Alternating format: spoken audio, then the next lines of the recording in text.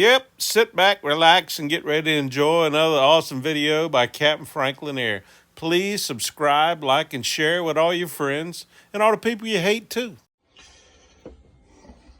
So for today's find, something I have probably mentioned previously in another 60-second survey, but I see it so often, I think it's worth mentioning again.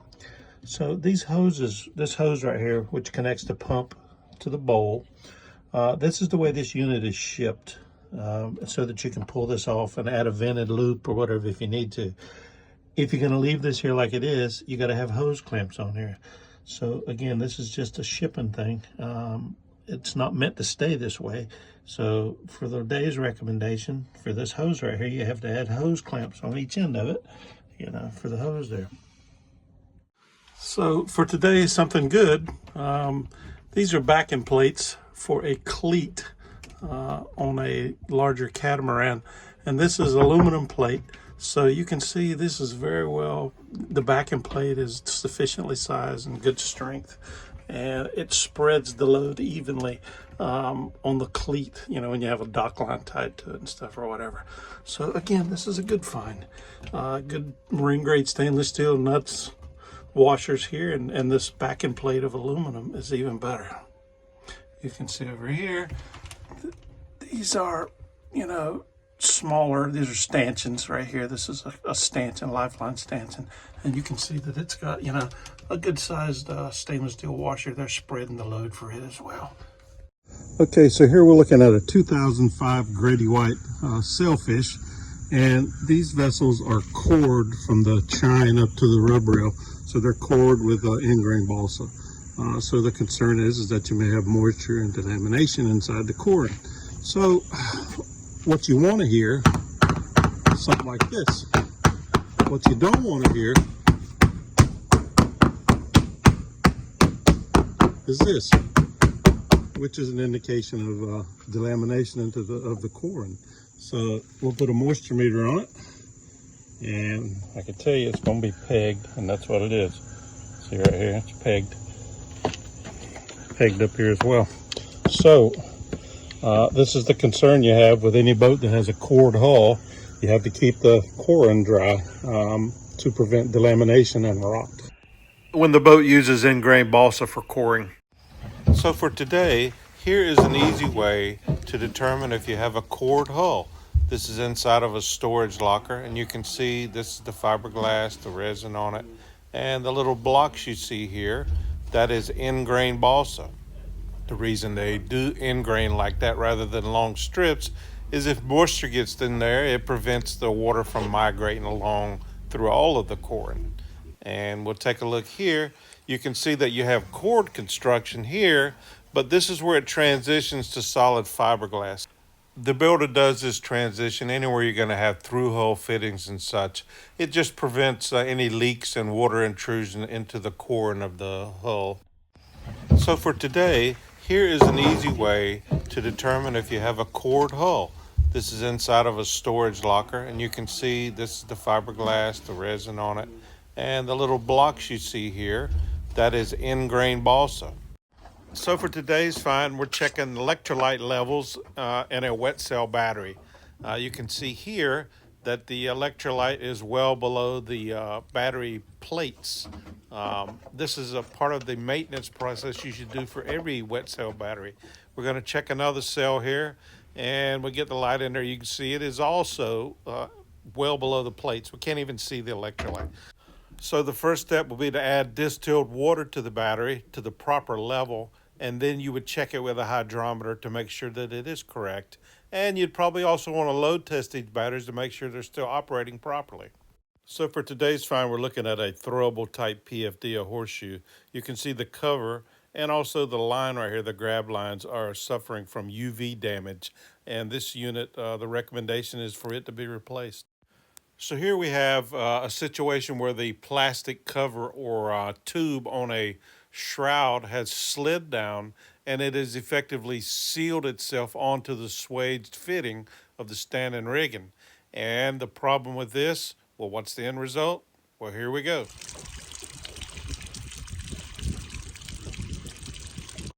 This is a perfect example of why I've never been a big fan of these plastic tubes or covers on standing rigging. In this case, we let out probably about 1.5 gallons to 2 gallons of water out of this tube. And what is it doing? Well, the standing rigging, the stainless steel wire is just being constantly marinated in this bath of water. Stainless steel does not like an anaerobic environment, and the end result will be corrosion. So the recommendation is to remove the plastic tubing or fix it where it can drain properly. For today's find, we're looking at the intake for a manual bilge pump, which is right here. So this is the intake for the manual bilge pump. It is secured, which is good. That's what you want. But what it does not have is a strum box or strainer on the end right here. And what the strum box or strainer does prevents debris and stuff from being ingested by the pump or clogging the pump. So the recommendation here, of course, is to install a strainer on the intake of the manual bilge pump.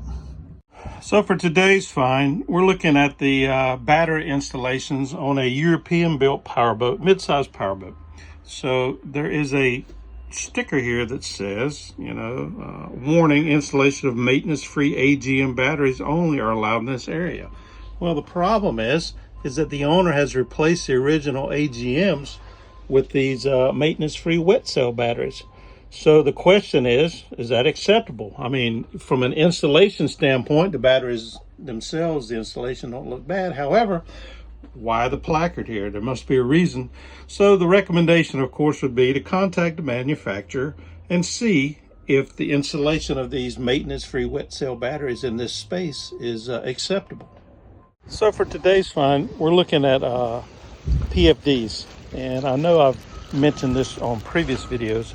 So the PFDs are still in the original shipping bags, these bags right here. And these bags should be removed because if the Coast Guard stops you, they don't consider these bags to be readily accessible if they are still in the shipping bags. So the recommendation here, remove these shipping bags. So for today's find, we have a boat that came equipped from the factory with a small butane stove. And this is so that you could use the stove at, at anchor in the cockpit here, which is where it's located right here. The problem is that the fuel, the owner has the butane canister stored inside this locker here, right? And the problem with that is if it developed a leak or if it was activated or whatever, then you have a trapping of the butane gas here, right? These canisters should be stored where they can vent overboard in case of a leak or accidental activation of the cylinders. So that's the recommendation. You can fashion a number of holders for these things, hang them on the rail, the stern, or any place other than in this enclosed locker right here. So for today's find, lead weights in the bilge of a mid-sized trawler. Anytime you find weights like this, you wonder, okay, why are they here? And they're normally going to be here because the boat has a list to port or starboard, or possibly a fore or aft trim issue where the bow sits down or the stern, sits down, and they're trying to level it out. As these weights are located on centerline and they're in the aft stateroom, then we can assume that the boat has a bow down attitude and they've added these to correct it. If there are weights installed, in addition to checking the attitude of the boat while it's resting in the water, the weights themselves have to be properly secured against movement. For today's find, we're looking at a water lift muffler, the exhaust for an engine. You can see the owner has used 2 sections of hose and a fiberglass tube to make the connection. Why wouldn't you just use one piece of hose to make this connection? The less sections or joints you have, the less chance of exhaust leaks. And he's done the same thing back here as well. So the recommendation here is use a single section of hose rather than trying to Frankenstein it together like we've done here. Okay, so today's find, problems with DC battery installations. So you can see here, this battery current sensor deal. This thing's just kind of flopping around here. Here we've got this is actually a breaker for the solar panel installation. Here's the charge controller for that. It's flopping around too, right? All this kind of stuff like this, flopping around where it can arc and spark and hit. Not good. All these things need to be mounted properly so they cannot arc and spark. So for today's find, we have a fire extinguisher, and they've got the extinguisher secured in place with a wire tie, plastic wire tie. Of course, you can't remove this thing in the event of a fire unless you have something to cut this wire tie with. So the recommendation would be to remove this wire tie so that the fire extinguisher can be accessed. Probably what happened is this the bracket here is probably a little loose, and this thing may be loose and not securely tightened. So the correct way to fix this would be to get a new bracket rather than just wire tie it with one of these plastic wire ties. So for today's find, a good thing. Here we have a manual bilge pump, a size powerboat, and the good thing here is that the handle is firmly mounted right beside the pump so that you can instant access should you need it, right? So good thing here, that's what you want. You want to have the handle mounted and secured near the pump so it doesn't get lost, particularly when it's needed the most. So for today's find, we're looking at a cockpit deck on a mid-size powerboat, and this is a cockpit deck that can be removed so that you can inspect the fuel tanks and stuff underneath it, or replace them if you ever had to. This deck is sealed with caulking, and of course the caulking is supposed to prevent any moisture or water from coming down and dripping onto the fuel tanks, which are under here. You can see here the caulking has failed, and it's old and it needs to be renewed. Caulking after about 5, 6, 7 years doesn't owe you anything. So you have to pull and renew the caulking about every 5, 6, 7 years. And this is the same thing also when you caulk your deck fittings, your cleats, your stanchions, anything along those lines. So the recommendation today, renew the caulking on this removable cockpit deck.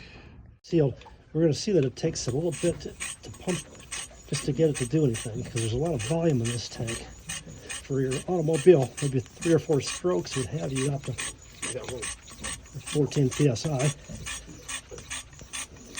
or higher if you want to. This one will show that this thing's holding at 14 just fine.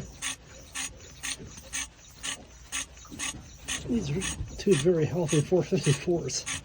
That's a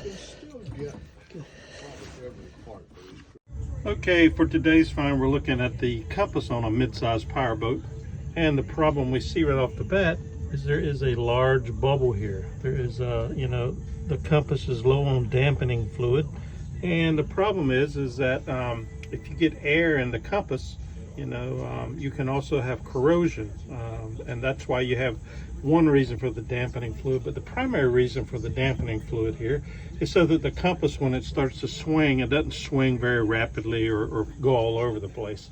So the recommendation here, of course, would be to add dampening fluid to the compass. And we can do our little check, which we do with a little magnet here, right? And you see the compass, you can see it spin, and it should go right back where it was. So that's the recommendation for today, is to replace the dampening fluid on this magnetic compass. So for today, we have a good look at a bilge suction manifold. This is where they use to pump the bilges, and you have a manifold system here where you can take the suction from the cruise berth and the galley, aft engine room, and the lazarette.